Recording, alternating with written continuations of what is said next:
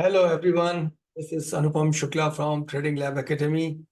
और आज Nifty tomorrow series में हम आखिर किन चीज़ों पर बात करेंगे। सबसे पहला, हम आज निफ्टी और उसकी सपोर्टिव सेक्टोरियल इंडेक्सेस इनको ऑब्जर्व करेंगे।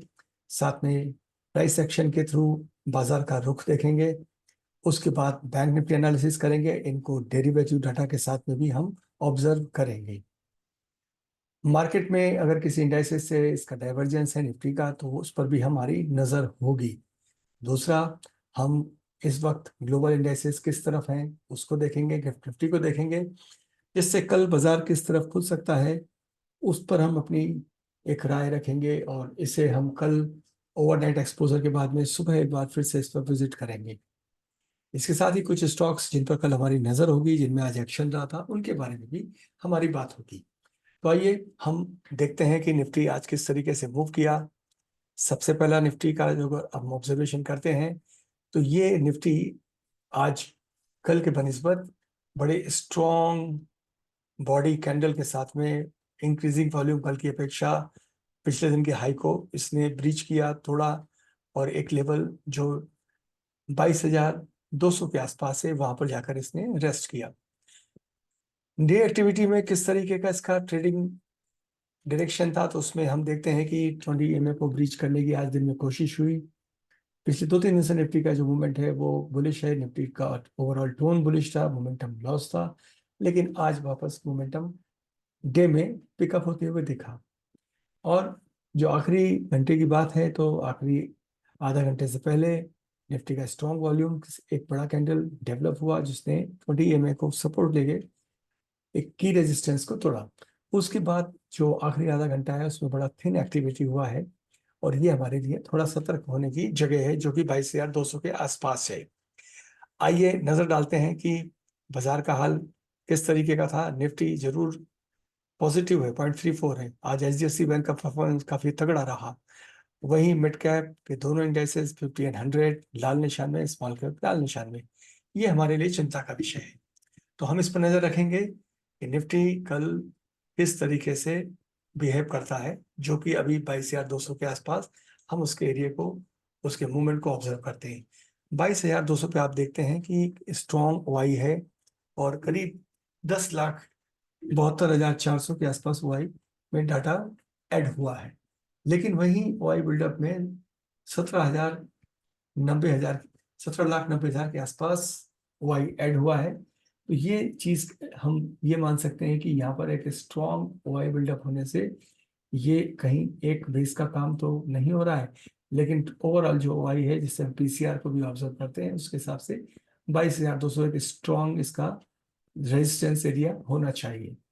तो इसके बाद 22,300 पर एक वाई डाटा है, लेकिन वो 22,200 से कम है।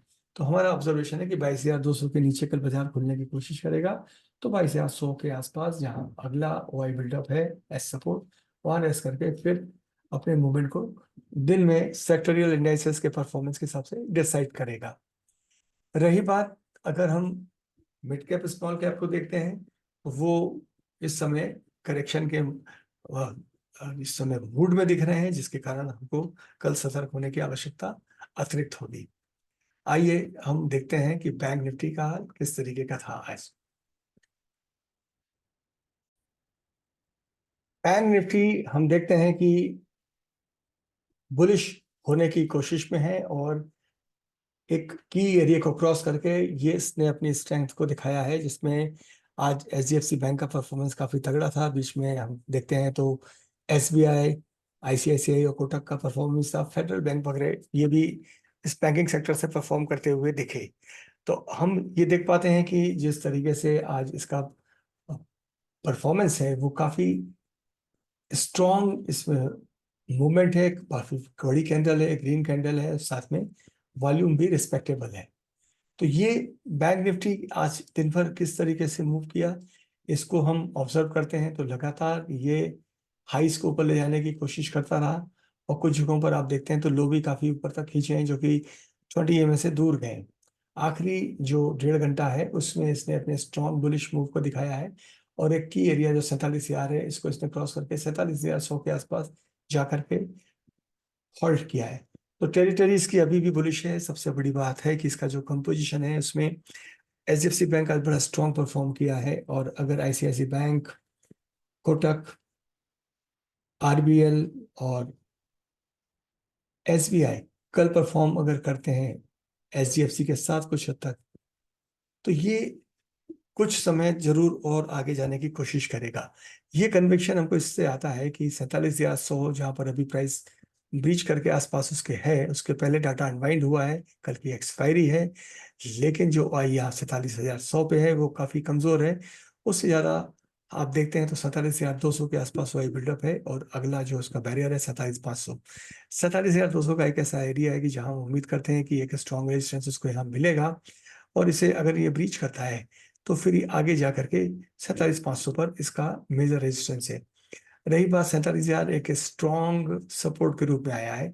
बैंक निफ्टी हमेशा 200-300 पॉइंट के अच्छे मूव देता है जब स्ट्रेंथ होती है, तो कल हम उम्मीद करते हैं कि 47,000 एक स्ट्रॉन्ग बेस का काम करेगा और 47,200 को ये तोड़ने की कोशिश करेगा। हो सकता है कि कल ये इन एरियाज को टेस्ट भी कर रहा हो। तो ये था बैंक निफ्टी। और आइए अब हम नजर डालते हैं ग्लोबल इंडेक्सेस पर। जैसा आप जानते हैं कि ओवरनाइट एक्सपोजर में मार्केट जो अभी दिखता है वो रात को बंद होते होते उसमें बदलाव आ जाता है। लेकिन अभी डाउ जोन्स 0.04 के आसपास है, लेकिन एसएनपी आधा परसेंट से नीचे है, और नास्डाक जो है वो 0.97%, रसेल भी -1.22%। तो ये ओवरऑल एक वीकनेस अभी दिखा रहा है। अगर सवेरे तक बाजार इसी तरीके से रिफ्लेक्ट होता है तो जरूर हमारे लिए चिंता की बात होगी। वहीं जब गिफ्ट निफ्टी की बात करते हैं तो गिफ्ट निफ्टी इस समय 60 पॉइंट ऊपर है, और इसकी हम अगर बात करते हैं तो ये 22,300 के आसपास मूव करता हुआ दिखाई दे रहा है। लेकिन ये सवेरे होते होते फिर आपको करेक्शन के दौर पे भी दिख सकता है। तो ये था ग्लोबल इंडाइसेस से बाजार का एक हाल, जिससे हमने ये देखा कि कल हम बैंक निफ्टी को किस लेवल पे जाते हुए देख सकते हैं, और निफ्टी में हमारा कौन सा की रेजिस्टेंस लेवल है जहाँ से वो अपने को करेक्ट कर सकता है। आइए अब हम कुछ स्टॉक्स में नजर डालते हैं जिन पर कल हमारी नजर होगी। सबसे पहले तो एनटीपीसी जो काफी स्ट्रांग नजर आ रहा है इस समय कल के हिसाब से। इसमें एक हम सकारात्मक मूवमेंट कल देख सकते हैं बुलिश डायरेक्शन में, और इसका आज का जो परफॉर्मेंस है वो भी काफी स्ट्रांग रहा। तो एनटीपीसी को अगर आप देखते हैं तो 2 दिन की गिरावट के बाद आज स्ट्रांग वॉल्यूम है, और ये एक तरीके से प्रीवियस हाइस के ऊपर बंद होने की कोशिश में दिखता है। इसका अगर हम आज डेली एक्टिविटी चार्ट देखते हैं तो इस चार्ट में आप देख पाते हैं कि इसने आखिरी जो 1 घंटा है उसमें काफी अच्छा ट्रेड किया है, और डे हाई और प्रीवियस डे 2-3 दिन के हाई को इसने यहाँ तोड़ा है। तो ये स्टॉक मोमेंटम में दिखता है, और अभी प्राइस और इंडिकेटर्स में डाइवर्जेंस भी नहीं है, तो हम उम्मीद कर सकते हैं कल इसमें एक हम गैप अप ओपनिंग देख सकें। अगला स्टॉक जो है वो है हिंद पेट्रो। हिंद पेट्रो भी हम उम्मीद करते हैं कि कल इसमें एक सकारात्मक मूवमेंट होगा, लेकिन साथ में ध्यान रहे कि इसके सेक्टर्स को भी आपको शुरू से ध्यान देना पड़ेगा, क्योंकि हम सेक्टर स्पेसिफिक स्टॉक्स पे जाते हैं। तो इसमें पिछले दिनों के बनस्पत इसमें काफी स्ट्रॉन्ग मूवमेंट रहा, और पिछले 2 दिन इसने अपने को करेक्ट किया। आज एक जगह आके इसने अपने को होल्ड कर लिया। अब ये जगह जहाँ इसने होल्ड की है इसमें एक रिजेक्शन भी दिखता है, और ईएमएस से काफी दूर है, तो हम मानते हैं कि इसमें कोई मूवमेंट कल आ सकता है। तो आइए इसको हम नजर करते हैं। तो यहाँ पर हम देख पाते हैं कि ये एक ऐसे स्ट्रॉन्ग रेजिस्टेंस थोड़ा है कि जहाँ पर हम उम्मीद कर सकते हैं कि ये कुछ फर्दर पॉजिटिव मूवमेंट यहाँ पर हमको दे सकता है।